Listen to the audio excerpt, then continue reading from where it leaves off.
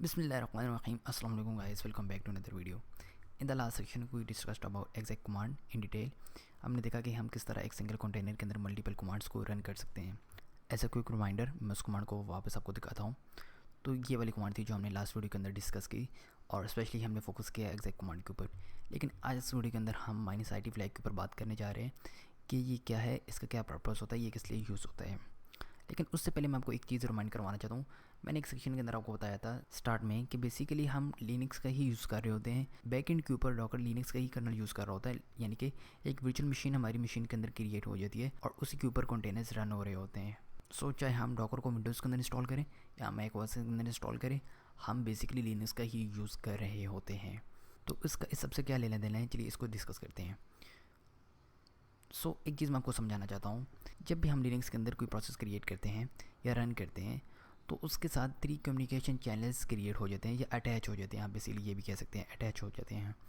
वो communication channels क्या होते हैं? एक होता है स्टैंडर्ड इन, स्टैंडर्ड आउट और स्टैंडर्ड एरर.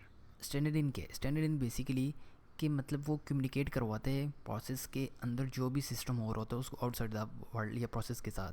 यानी कि किसी भी प्रोसेस के अंदर जो भी वर्किंग हो रही होती है उसको आउटसाइड ऑफ द वर्ल्ड यानी कि किसी और प्रोसेस के साथ अगर लिंक करना है, उसके ऊपर उसकी वर्किंग को शो करना है, तो उसके लिए हम स्टैंडर्ड इनपुट का यूज़ करते हैं. स्टैंडर्ड आउट क्या होता है कि यानी कि किसी और प्रोसेस का जो भी इंटरेक्शन है वो उस प्रोसेस के अंदर अगर शो करवाना है तो होता है स्टैंडर्ड आउट. और स्टैंडर्ड एरर क्या है कि स्टैंडर्ड एरर मतलब कोई भी अगर प्रोसेस के अंदर एरर आ रहा है तो वो दूसरे प्रोसेस को दिखाने के लिए आउटसाइड ऑफ द वर्ल्ड किसी और प्रोसेस को दिखाने के लिए.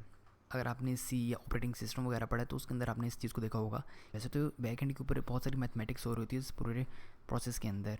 प्रोसेस से मुराद कि इन तीनों कम्युनिकेशन चैनल्स की वर्किंग किस तरह और होती है, इसके पीछे एक पूरी साइंस है, मैथमेटिक्स है. लेकिन चूँकि हमारा ये पॉइंट नहीं है तो हम इसको डिस्कस नहीं करने जा रही. बस अभी के लिए जो मैं आपको चीज़ समझाना चाह रहा हूँ इतना समझें. जो स्टैंडर्ड इन है वो कम्युनिकेशन को इंटरेक्ट करवाता है. स्टैंडर्ड आउट उस प्रोसेस के अंदर जो भी इंटरेक्शन हो रही होती है वो किसी और प्रोसेस को शो करवाता है. और स्टैंडर्ड एरर यानी कि इस प्रोसेस के अंदर कोई एरर है वो किसी और को दिखाना है, यदि दूसरे प्रोसेस को दिखाना है तो वो क्या करता है, वो शो करवाता है. मैं यहाँ पे आपको एरो से समझाता हूँ. तो स्टैंडर्ड इन का मतलब कि जो चीज़ वहाँ पे प्रोसेस के अंदर अगर आपने शो करवानी है, वो चीज़ जो चीज़ प्रोसेस के अंदर हमने शो करवानी है उसके ऊपर जो कम्युनिकेशन चैनल वर्क कर रहा होता है वो तो स्टैंडर्ड इन. ठीक है, यानी कि हमने कुछ भी टाइप किया अपने टर्मिनल के अंदर, अगर वो वाली चीज़ हमने उस प्रोसेस के अंदर शो करवानी है यानी कि इंटरेक्शन करवानी है तो वहाँ पे हम स्टैंडर्ड इन बैक एंड के अंदर यूज़ कर रहे होते हैं. ठीक है.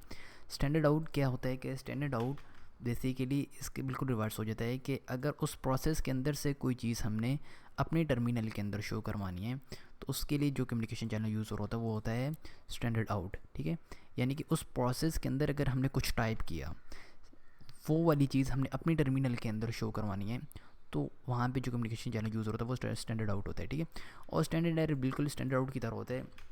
बस ये है कि अगर उस प्रोसेस के अंदर कोई एरर है तो वो वाला एरर अगर हमारी स्क्रीन के ऊपर दिखे तो उसके लिए स्टैंडर्ड एरर बैक एंड के अंदर यूज़ हो रहा होता है. ठीक है, बिल्कुल आसान लफ्ज़ों के अंदर इतना समझें, अगर कोई भी चीज़ हम अपने टर्मिनल के अंदर या ऊपर टाइप करते हैं ताकि हम उस प्रोसेस के साथ इंटरेक्ट कर सकें तो वहाँ बैक एंड के अंदर standard in communication channel use हो रहा होता है. स्टैंडर्ड आउट क्या होता है कि अगर उस प्रोसेस के अंदर हमने कुछ टाइप किया, ठीक है, उसका जो आउटपुट होगा वो अपनी स्क्रीन के ऊपर या अपने टर्मिनल के ऊपर देखने के लिए जो कम्युनिकेशन चैनल यूज़ कर रहे होते हैं वो होता है स्टैंडर्ड आउट. ठीक है, और स्टैंडर्ड एरर कि अगर उस प्रोसेस के अंदर कोई एरर आया है और वो वाला एरर हमारी स्क्रीन के ऊपर दिख रहा है तो वहाँ पे बैक एंड के अंदर standard error communication channel use हो रहा होता है. ठीक है, इसके अंदर वैसे तो बहुत सारी मैथमेटिक्स हो रही होती है पीछे कि ये चीज़ें किस तरह वर्क कर रही होती हैं, लेकिन at the end of the day बिल्कुल यही वर्किंग होती है. ये तीनों कम्युनिकेशन चैनल्स होते हैं जो इस वर्किंग को परफॉर्म कर रहे होते हैं. ठीक है, तो हम इसको प्रैक्टिकल भी देख लेते हैं. मैं यहाँ पे चलता हूँ अपने कमांड टर्मिनल के अंदर और हम यहाँ पे क्या करते हैं, अपने रेडिस सर्वर को स्टार्ट कर लेते हैं. मैं कहता हूँ डॉकर रन और रेडिस और यहाँ पे मेरा ये सर्वर स्टार्ट कर देगा. ये मेरा सर्वर स्टार्ट हो गया. मैं एक नए टाइप के अंदर जाता हूँ और मैं करता हूँ IT फ्लैग की वर्किंग आपको समझाता हूँ. तो मैं यहाँ पे करता हूँ डॉकर एग्जिक -IT. अच्छा, -i अलग फ्लैग है, -t अलग फ्लैग है. ठीक है, इसको आप ऐसे भी कर सकते हैं -i -t, लेकिन अपनी कन्वीनियंस के लिए हम इसको इस तरह -t करके साथ दोनों फ्लैग्स को साथ कर सकते हैं. दोनों फ्लैग्स को साथ जोड़ के लिखते हैं. अदरवाइज़ आप ऐसे भी लिख सकते हैं. ठीक है, और फिर आगे कंटेनर ID जो मेरे पास अभी नहीं है, मैं इसको यहाँ पे एंटर करता हूँ। मैं यहाँ पे करता हूँ डॉकर ps और यहाँ पे इस कंटेनर आईडी को कॉपी कर लेता हूँ और यहाँ पे करता हूँ डॉकर exec -i-t। आप अलग भी करके लिख सकते हैं और साथ में जोड़ के भी लिख सकते हैं। और यहाँ पे मैं करता हूँ आईडी पेस्ट और मैं करता हूँ redis CLI।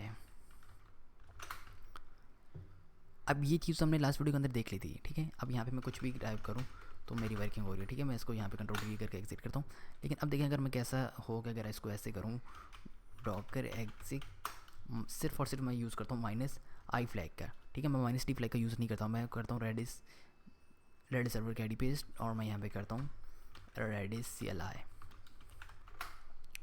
अब देखें यहाँ पे मैं इसके अंदर अब आ गया, लेकिन क्योंकि मैंने -t फ्लैग का यूज़ नहीं किया था तो मुझे वहाँ पे जो उसके अंदर से आउटपुट आ रहा है वो नहीं दिखेगा, ठीक है। यानी कि मैं इंटरेक्शन तो करूँगा लेकिन वहाँ से जो चीज़ डिस्प्ले होगी वो मुझे नहीं होगी, जो सिर्फ आउटपुट होगा उसमें देखने को मिलेगा।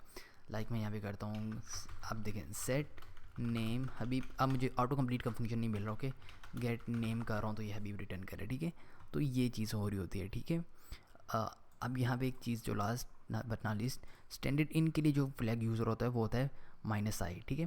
स्टैंडर्ड आउट के लिए होता है वो होता है -t फ्लैग। मैं यहाँ पे लिख भी देता हूँ -i फ्लैग यूज़ होता है स्टैंडर्ड इन के लिए, यानी कि कोई चीज़ अगर वहाँ पे हमने टाइप कर रही है तो उसके लिए जो फ्लैग यूज़र होता है वो होता है -t। और अगर कोई चीज़ वहाँ से डिस्प्ले हो रही है हमारे टर्मिनल के अंदर तो उसके लिए फ्लैग यूज़ कर रहे होते हैं -t का, ठीक है। सो ये वर्किंग हो रही होती है बैक एंड के ऊपर। आई होप सो आपको यहाँ तक समझ में आ गया होगा। लेकिन अभी भी अगर आपको किसी तरह का क्वेश्चन है या कन्फ्यूजन है तो आप मुझसे कमेंट सेक्शन में पूछ सकते हैं। तो चलिए इंशाल्लाह मिलते हैं नेक्स्ट वीडियो के अंदर। तब तक के लिए यार के अपना भी और अपने चाहने वालों का भी अल्लाह हाफिज़।